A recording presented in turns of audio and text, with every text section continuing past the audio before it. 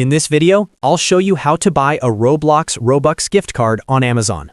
First, open Amazon on your phone or computer and make sure you are logged in. Go to the search bar at the top and type in Roblox.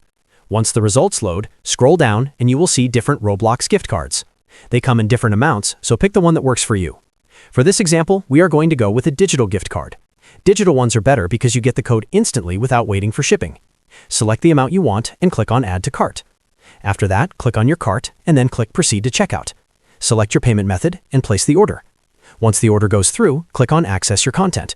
If you do not see that option, click on your profile icon and go to Your Orders. Find the gift card order and click on it. At first, it might say pending verification, but that usually clears up within a minute or two. Once it is verified, click on the gift card and you will see your PIN code. This is how you do it.